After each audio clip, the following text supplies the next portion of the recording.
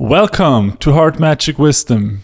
Today I want to look at a pre-birth memory by Aaron Green, and he told this story on the YouTube channel Love Covered Life. And I have prepared 3 clips from this interview that I want to discuss. So before we look at the first clip, let me give you some context. He tells us that he has planned his incarnation, his body, his challenges and everything on the other side, and he has some guides who help him choose the right body and the right life circumstances. And overall, he describes that in this place, everybody is very loving, the guides are very loving, and they have good intentions for him. So he is not at all skeptical of this process throughout this interview. But if you have seen other videos on my channel, you will know that I am more skeptical about this process. So let me play the first clip. The start of this memory, I was with some guides that were like helping me choose a body. The guides had I guess they had a body that they thought would be a good fit for me, and they showed me this person I could become, and this person was going to be like an extremely angry person. Like not happy with life at all and very angry. And I just completely rejected living that life or that body. I don't know why this person was going to be so angry, but I just totally rejected it. It was like totally outside of what I would agree to. And the guides, they agreed to it. They respected my wishes and said, okay.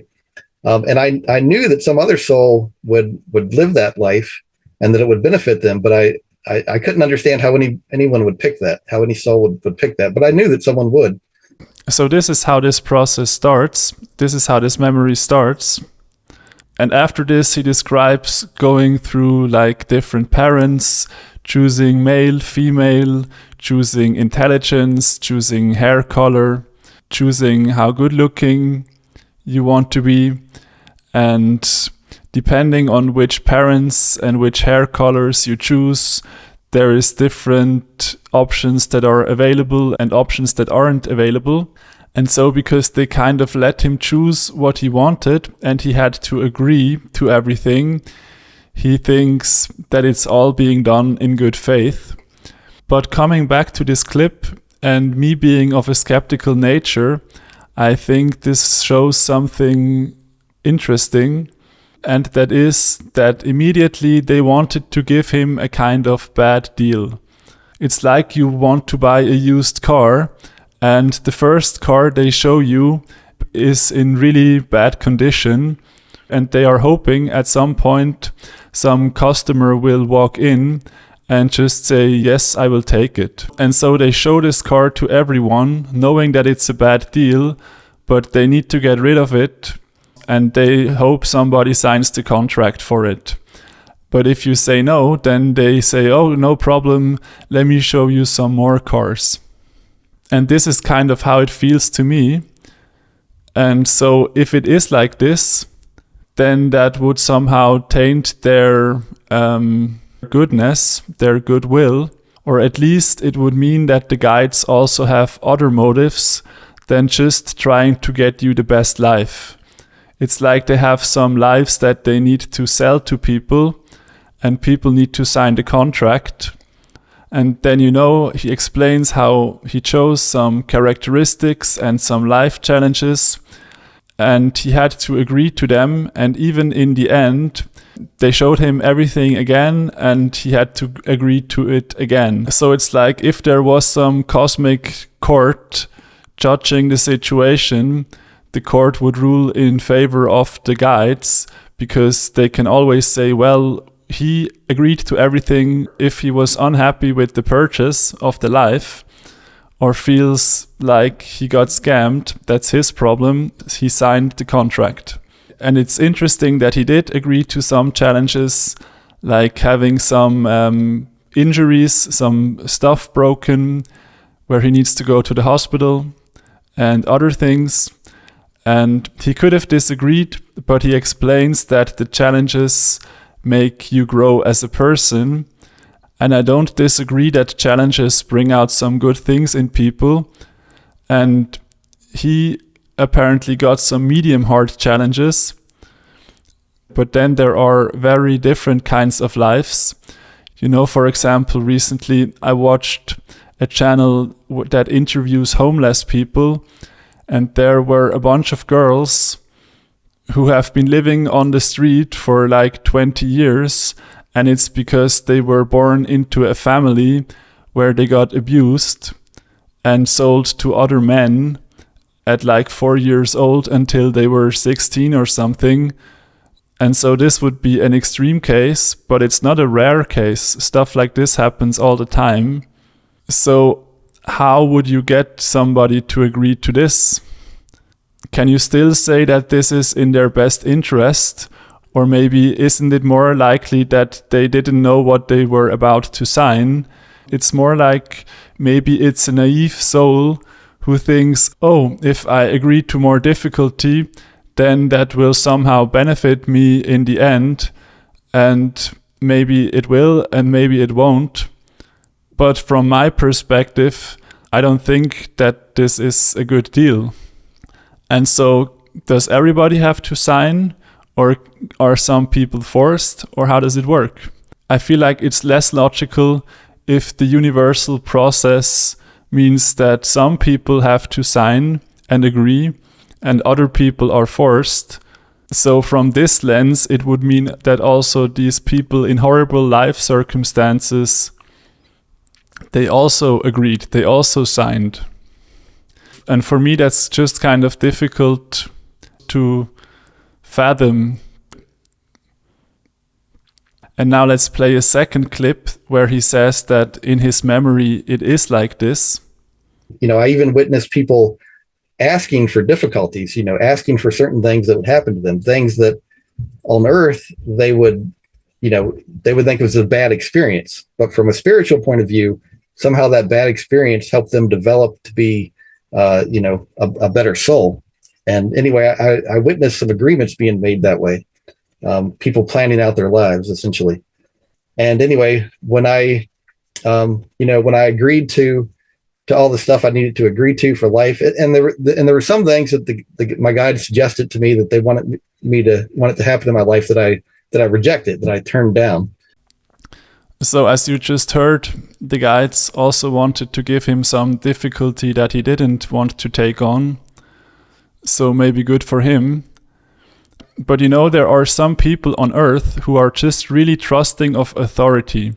If like Jesus stood in front of them, or the right person in whatever belief they have, then they would say yes to everything. And I think that's the problem. If you're this kind of person, then the guides will say, well, and we think this challenge is also good for you, and let's also take this challenge. And you will say, well, I don't know, but I mean, I trust you, so let's go. And now the question is that ethical? Is that fair? Or maybe is the lesson that you have to think for yourself, and now next time you need to do better in terms of rejecting the things that you don't want. And I think that would be a good lesson for many people, to reject things that they don't want. Because, you know, on earth here, for example, we grow up and we like some food and we don't like some food. And then people force us to eat stuff that we don't like. And then the lines get kind of blurred, because these people do some good stuff for us. They give us shelter and protect us.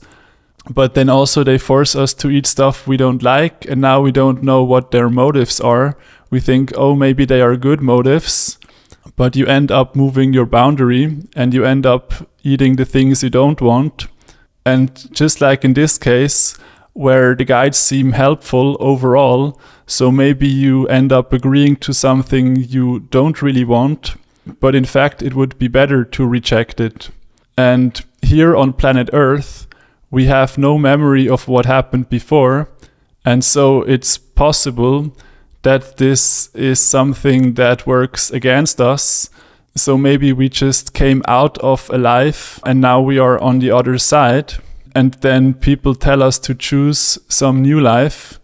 And now we don't have the full picture, and we accept something again too quickly before we can remember that the correct way is to reject the things that we don't like. You know, all of this seems like a big possibility to me. So it feels like a trick to me, but it also feels like nobody can really force you to do things on the other side, which is great. But then, because there are so many horrible things going on planet Earth, now you kind of start questioning the process. And you know, Aaron also talked about some souls choosing to be very loving and some souls choosing to be very violent. And the loving souls live in a great atmosphere, and it's a great and easy path. And the way of the violent souls is very difficult. And I actually do agree that's true, probably. But I also feel like how is this the big lesson? Did you have to build all of this, the reincarnation, the planet Earth, the choosing of the life, and do this again and again, just to learn that being loving, helpful, and in harmony with other people, sharing, not intentionally destroy things or make the life for other people's difficult, that this is better? Is that really so hard to learn? I feel like this is a simple lesson. There's much more complicated things going on. There's much more things to learn. So it feels like very basic to me. But anyway, let's look at a last clip where he talks about how he first got this memory again. It was when he was 6 years old. He remembered for the first time this process of planning out his life.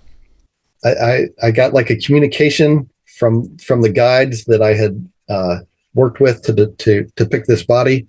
They communicated with me and basically said that they wanted to hide this memory that I had, that what I had experienced was interfering with my life, and that because of what I had seen, I would never be able to develop faith, because it's like, you know, I had seen it and I knew about it, so I couldn't. It somehow it prevented me from developing faith in God. So that was that. And so he didn't remember this for many more years, but eventually, obviously, he remembered again. And so what is the meaning of this?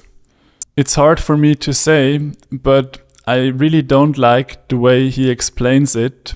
He says that apparently they don't want him to know, they want him to develop faith. And maybe that's a good thing. You know, I heard this saying from Alan Watts, where he says, we must love the light, but we also need to trust ourselves through the darkness. And this is what comes to mind for me. So maybe this is what is being talked about. But again, he was just very trusting. He's agreeing to something that they suggest. He didn't say whether he had an opinion on it or not, but he was also just 6 years old, with his memory just erased a few years ago. So can he even make good decisions?